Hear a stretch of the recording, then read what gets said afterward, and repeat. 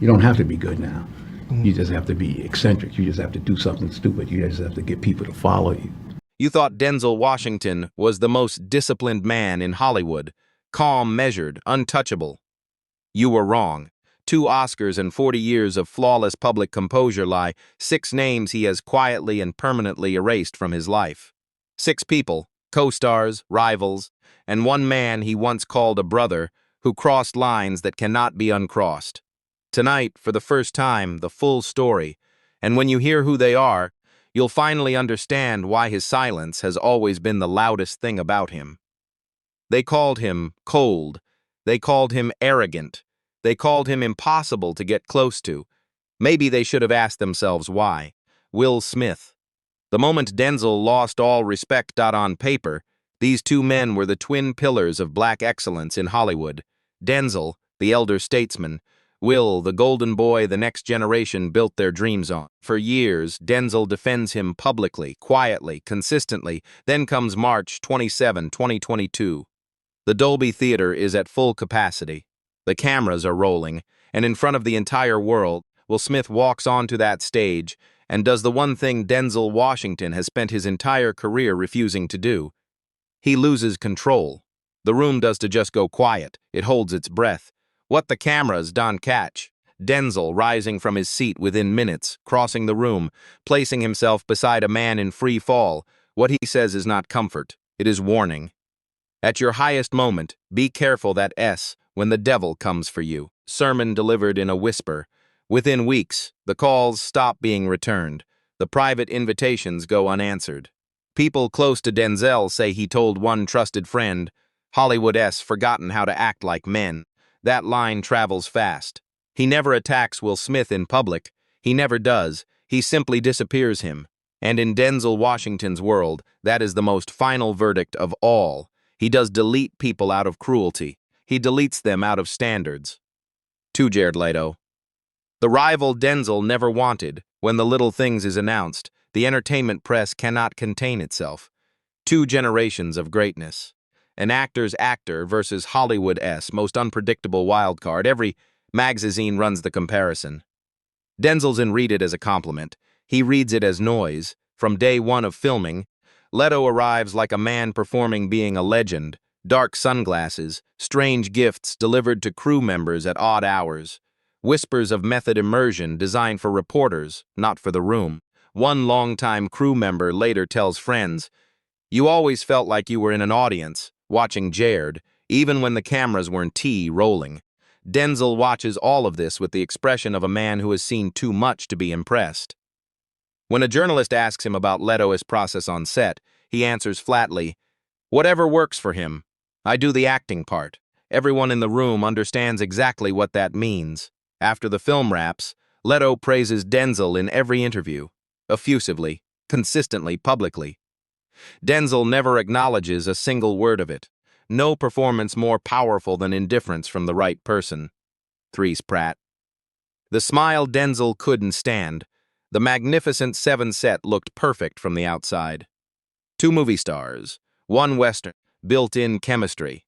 What nobody outside the production knew is that Pratt's relentless, infectious, good-natured humor was landing on Denzel Washington like a foreign language he had no interest in learning. Both men stay professional. Both men stay civil. The tension stays private. Then Pratt goes on The Tonight Show. The joke lands beautifully for the studio audience. Working with Denzel was incredible, but he is so serious, it's like he does know laughter exists. Laughs, applause. Clip goes viral. Denzel sees it within 48 hours.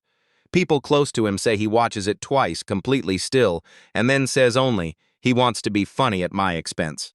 That is the last thing he says about Chris Pratt.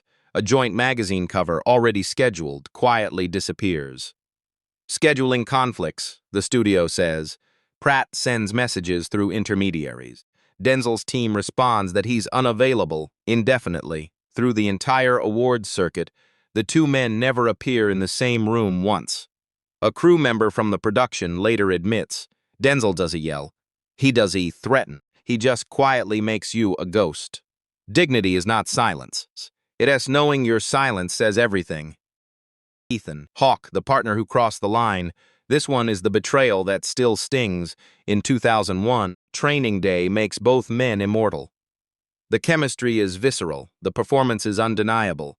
Denzel takes home the Oscar. Hawke earns a nomination, they stand at the top together. And then Hawke gives an interview. Script did most of the work. Anyone would have looked good in it. Fans brush it off. Awkward phrasing, they say. Unfortunate choice of words, Denzel does not brush it off. Friends say he calls it simply a knife with a smile. 2002 reunion photo shoot. The warmth is gone. Hawke tries to lighten the air. Guess I should have said less back then. Denzel's reply is quiet, precise, and final. You already did enough talking. When Training Day's 20th anniversary arrives, the studio arranges a panel. Hawke attends. Denzel sends his regrets. His representative cites travel obligations. Everyone who matters knows the real reason. You don't get to help someone build a cathedral and then suggest the architect was luck. Mark Wahlberg, the co-star who pushed too far. From the first table read for Two Guns, the dynamic is clear. Wahlberg arrives loose, improvisational, tossing out ad-libs, rewriting lines mid-read, performing the ease of a man who mistakes confidence for craft. Denzel watches from across the table without expression. After 10 minutes, he leans forward and says quietly, "You do your thing, I'll do mine. We'll see what the editor keeps." The room laughs nervously. Denzel is not laughing, wigs into filming. Wahlberg approaches the director directly, pitching new dialogue, pushing for more banter between their characters. Denzel overhears. His response, delivered to the assistant director, is 4 words.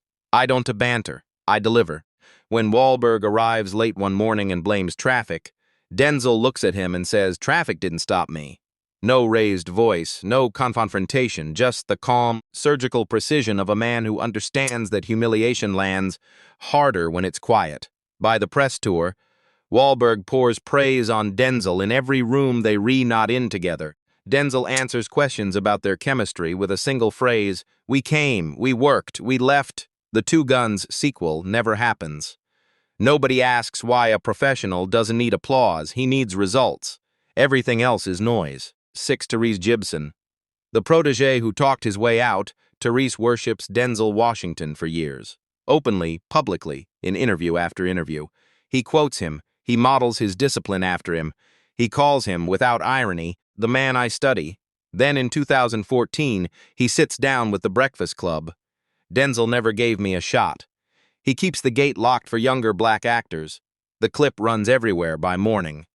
Denzel hears it before lunch, say he is angry, he is disappointed, which for him is far worse. He tells one confidant, "You don't demand mentorship.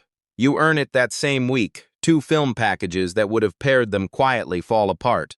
Site scheduling, no one believes them. Month later, Tyrese tries to walk it back, claims the context was lost, but then he repeats the story, sometimes praising Denzel, sometimes calling him cold, never quite committing to either.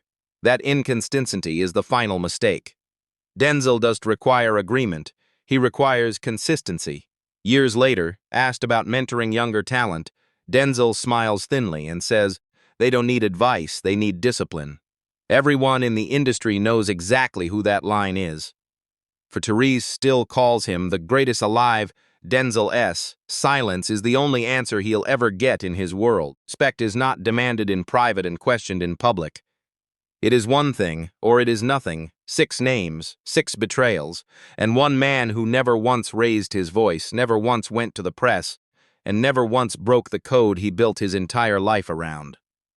Denzel Washington does fight back. He moves forward and simply stops taking certain people with him. Which one hit you hardest? Will Smith's fall from grace, Ethan Hawke's careless words, or Tyrese's public accusation? Tell us in the comments. We read everyone.